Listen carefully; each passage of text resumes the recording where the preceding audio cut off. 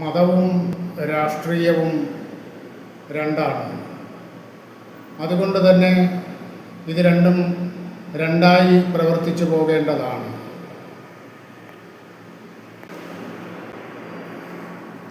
ഒരാൾ ഒരു മതത്തിലും ജാതിയിലും ഒക്കെ പെടുന്നത് ജന്മനാ തന്നെയാണ്.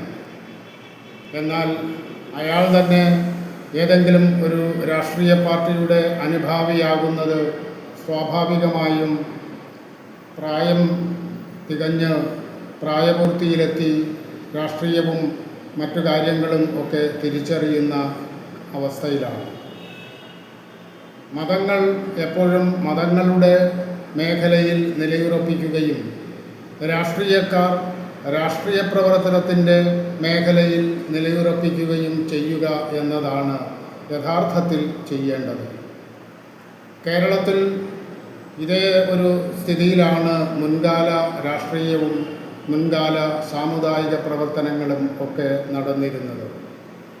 എന്നാൽ കാലാന്തരത്തിൽ രാഷ്ട്രീയ പാർട്ടികൾ പലതും തെരഞ്ഞെടുപ്പ് വിജയം ലക്ഷ്യമാക്കിക്കൊണ്ട് മതമേധാവികളുടെയും സമുദായ നേതാക്കന്മാരുടെയും പിറകെ പോകുന്ന ഒരു സാഹചര്യം ഉണ്ടാക്കിയെടുത്തു.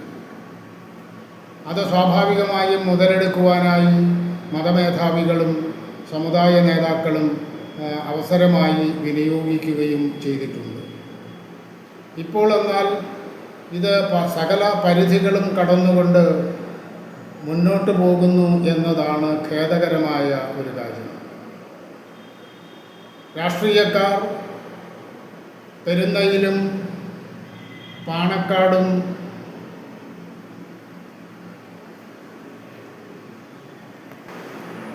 കണിച്ചുകുളങ്ങരയിലും അതുപോലെ തന്നെ അരമനകളിലും ഒക്കെ കയറി ഇറങ്ങുക എന്നത് രാഷ്ട്രീയക്കാരുടെ ഒരു തരം താണ ഏർപ്പാടായി ഇനിയെങ്കിലും മനസ്സിലാക്കണം. രാഷ്ട്രീയ നേതാക്കന്മാർ രാഷ്ട്രീയ പാർട്ടികളുടെ ശക്തിയും സ്വാധീനവും ബലമായി കണ്ടുകൊണ്ട് എല്ലാ മേഖലകൾക്കും മുന്നിൽ നെഞ്ചുവിരിച്ചു നിൽക്കുമ്പോഴാണ് രാഷ്ട്രീയ നേതാക്കൾക്കും രാഷ്ട്രീയ പാർട്ടികൾക്കും വലിയ വിലയും നിലവാരവും ഉണ്ടാകുന്നത്.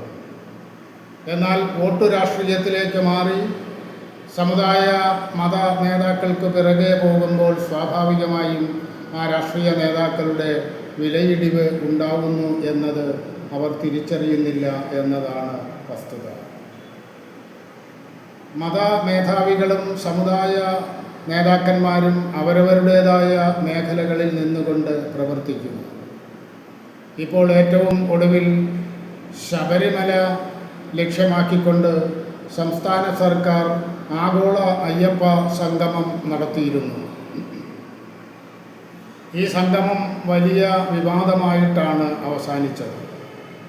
അതിനുശേഷം ഇപ്പോൾ ശബരിമല ക്ഷേത്രത്തിലെ സ്വർണ്ണപ്പാളി മോഷണം പോയ സംഭവവും വിവാദമായി തുടരുകയാണ്.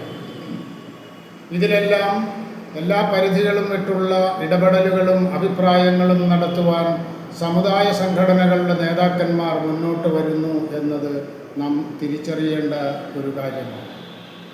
ഇത്തരം കാര്യങ്ങളിൽ ഭരണപക്ഷവും പ്രതിപക്ഷവും അടങ്ങുന്ന രാഷ്ട്രീയ നേതൃത്വമാണ് വിശകലനം നടത്തുകയും സത്യം പുറത്തു വരുന്നതിന് വേണ്ടി ഐക്യത്തോടുകൂടി നിലയുറപ്പിക്കുകയും ചെയ്യേണ്ടത്. ഭരണം എന്നത് രാഷ്ട്രീയ പാർട്ടികളുടെ ഒരു ഉത്തരവാദിത്തമാണ്. ജയിച്ചു വരുന്നവർ ഭരണാധികാരികൾ ആയി മാറുകയും ഭൂരിപക്ഷം കിട്ടാത്തവർ പ്രതിപക്ഷത്ത് നിൽക്കുകയും ചെയ്യും. എങ്കിലും രണ്ടു വിഭാഗവും ജനങ്ങളുടെ പ്രശ്നങ്ങൾ പരിഹരിക്കുന്നതിന് വേണ്ടി നിലകൊള്ളുകയും പ്രവർത്തിക്കുകയും ചെയ്യുക എന്നതാണ് ജനാധിപത്യത്തിൻ്റെ ഒരു മഹത്തായ ലക്ഷ്യം. ആ ലക്ഷ്യം തെറ്റിച്ചുകൊണ്ടാണ് ഇപ്പോൾ മതമേധാവികളും സമുദായ നേതാക്കളും ഒക്കെ രാഷ്ട്രീയക്കാരെ നിലയ്ക്ക് നിർത്താൻ വേണ്ടിയുള്ള ശ്രമങ്ങൾ നടത്തിക്കൊണ്ടിരിക്കുന്നത്. ഇത് നിർത്തണമെങ്കിൽ ഈ തെറ്റായ ഒരു നിലപാടും സമീപനവും മാറ്റിയെടുക്കണമെങ്കിൽ നല്ല ആർജവമുള്ള രാഷ്ട്രീയ നേതൃത്വങ്ങൾ ഭരണപക്ഷത്തും പ്രതിപക്ഷത്തും ഉണ്ടാകണം. അതുണ്ടായില്ല എങ്കിൽ ജനാധിപത്യത്തിലെ ഏറ്റവും വലിയ ശക്തിയായ ജനാധിപത്യത്തിൻ്റെ അടിത്തറ എന്ന് പറയാവുന്ന രാഷ്ട്രീയ പ്രസ്ഥാനങ്ങളെല്ലാം എവിടെയൊക്കെയോ ആരുടെയൊക്കെയോ വരാന്തകളിൽ പായ വിരിച്ച് അന്തിയുറങ്ങുന്ന ഗതികേടിലേക്ക് എത്തിച്ചേരും എന്നതാണ് സത്യം.